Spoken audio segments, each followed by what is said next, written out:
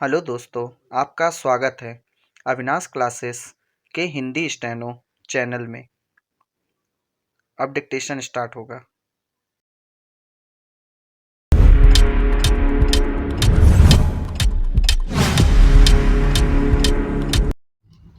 Start.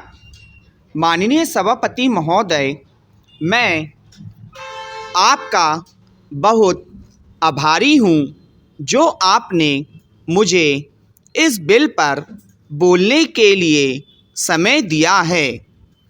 यह जो bill सहकारिता समिति को एक समिति में भेजने का निश्चय किया गया है, जिस पर कल से बहस हो रही है, उस पर मैं आपके आदेश से कुछ कहना चाहता हूँ।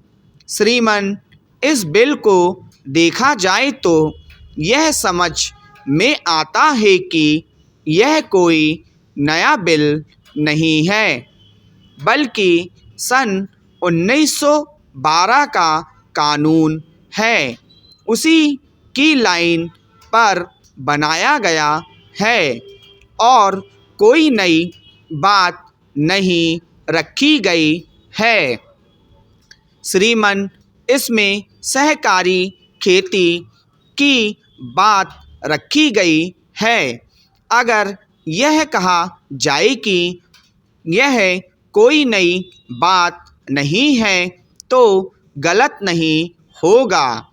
जहाँ तक सहकारी खेती का संबंध है तो उसकी तरफ जनता और विशेषकर किसानों का बिल्कुल कोई झुकाव नहीं है और उनका झुकाव ना होने के कारण उन्होंने उसे उस सीमा तक नहीं अपनाया जितना सरकार को आशा थी।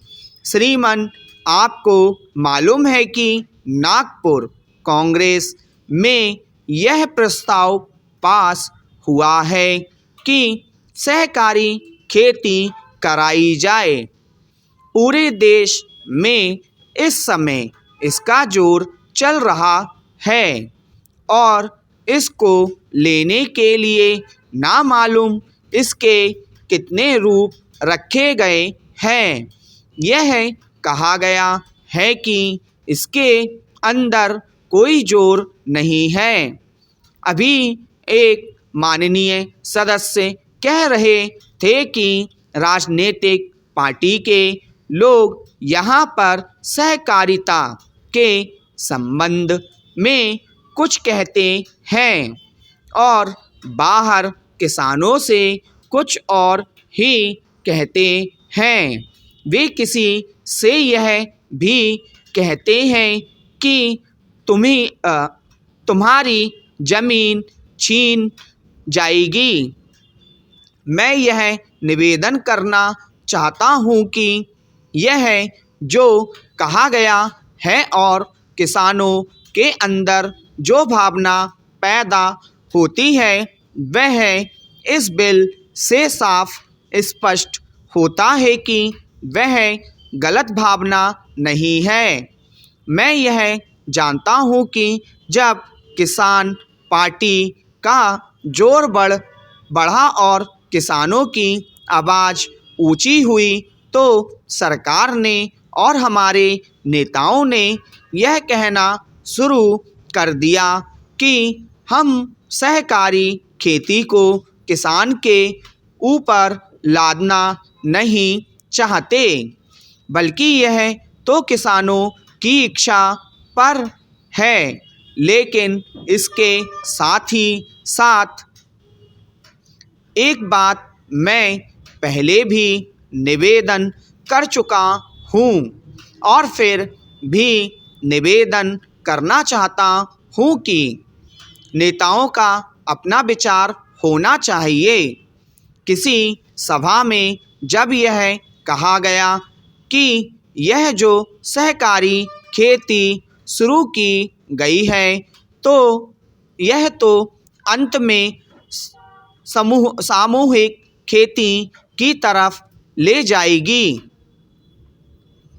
माननीय सभापति महोदय, उन्होंने साफ कह दिया कि अगर सामूहिक खेती होती है तो इसमें भी मुझे कोई आपत्ति नहीं है। मैं यह कहना चाहता हूँ कि इस बिल को देखने से यह साफ स्पष्ट होता है कि उस सहकारी समिति के जितने सदस्य होंगे वह अपनी अपनी ज़मीन को एक साथ कर लेंगे और अगर समिति से निकलना चाहेंगे तो एक साथ अधिक ज़मीन उसको नहीं मिल सकती है।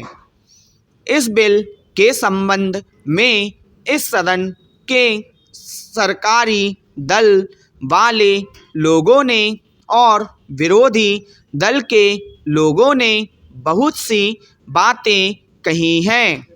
जैसा कि यह बिल है, इसको अभी समिति के सामने विचार के लिए जाना है और वहाँ से विचार होने के बाद यह इस सदन के सामने फिर से विचार के लिए पेश किया जाएगा। तब माननीय सदस्यों को पूरी तरह से यह अधिकार होगा कि जहाँ तक इसमें दी गई बातों का संबंध है उसमें परिवर्तन ला सकते हैं या उसको हटा सकते हैं। कल से जो बातें हो रही है वह सब नोट की गई है और मैंने बहुत सी बातों को सुना है। इस समिति में उन सब बातों पर विचार किया जाएगा।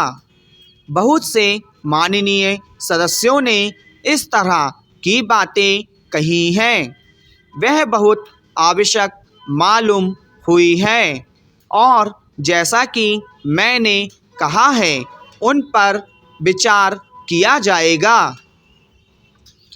जहाँ तक सहकारिता का संबंध है, चाहे सरकारी दल वाले माननीय सदस्य हो चाहे विरोधी दल वाले माननीय सदस्य हो, सबकी यह मांग है कि जब हम जनता के राज में विश्वास करते हैं और अपने यहाँ जनता का राज स्थापित कर लिया है और जबकि देश में गरीबी है और उसका गलत लाभ भी उठाया जाता है, तब सहकारिता की बहुत आवश्यकता है। इसको रोकने की आवश्यकता है। यह सभी लोगों की राय है। जहाँ तक इस सहकारी बिल का संबंध है, बहुत से माननीय सदस्यों ने बहुत सी बातें इसके संबंध में कही है। मैं सब बातों का विवरण में तो उत्तर नहीं दे सकता हूँ, लेकिन मैं थोड़े से विशेष बातों का उत्तर देने का प्रयत्न करूँगा। जैसा मैंने अभी कहा, जब हमने अपने यहाँ जनता का राज्य स्थापित किया है तो हमें अपने समाज के ढांचे को बदलना पड़ेगा। हमारे यहाँ गरीबी और अमीरी चली आती है। हमारे देश में एक गहरी खाई चली आती है और आज भी समाज में गलत लाभ उठाया जाता है। स्टॉप।